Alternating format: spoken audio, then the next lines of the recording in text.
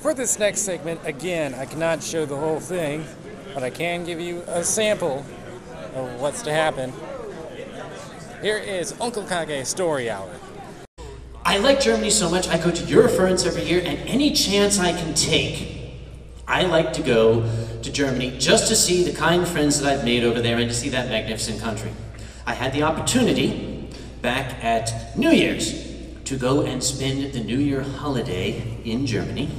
I took with me a very, very dear friend who is an Anthrocon operations manager, a little chap named Simon, just so, you know, he would have something, he could do the explaining to the cops at night when I was 30 feet up naked on the light pole.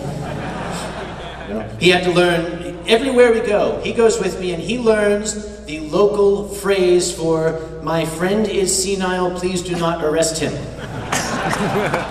So that's his job down there. "Mein Freund ist ein Scheißkopf und nicht arresten Sie nicht, bitte."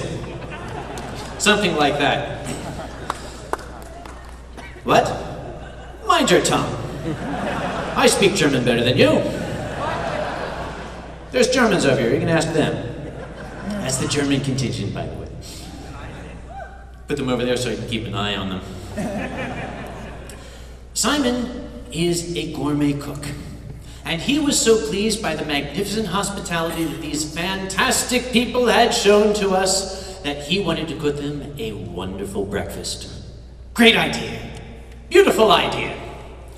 So we got up early and we walked down the street to the local supermarket. Simon had gotten on the interwebs and had gotten this long, complicated recipe for what he wanted to make for these good folk.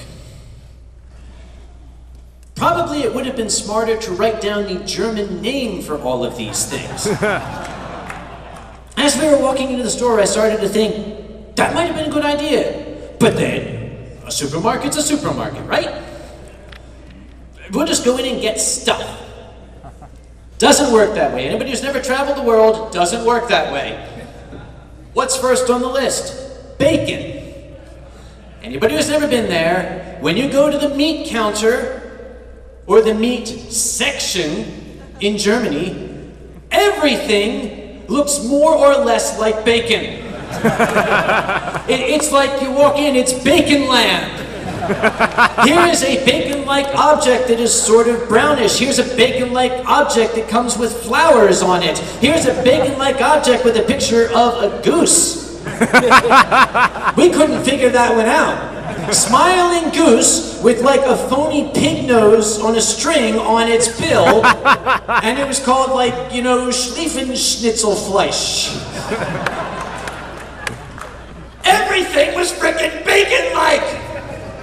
So Simon's pawing through, he's up on the freezer halfway in, pulling out packages, saying, well, this looks like it might be smoked, and I don't know if this is honey cured, and maybe this isn't cooked. I don't know what that is.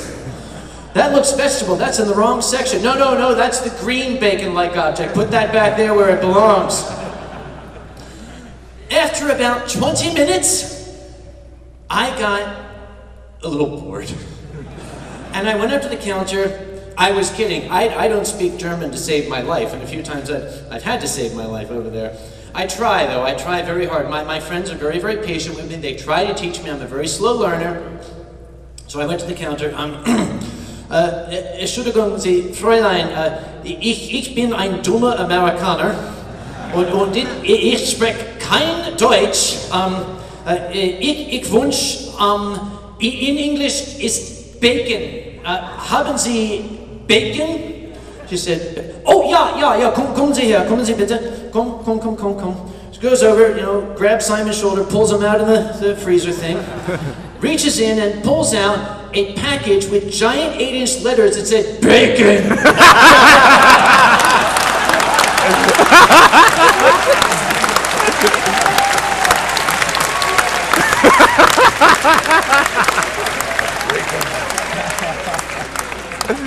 I learned a new German word that day.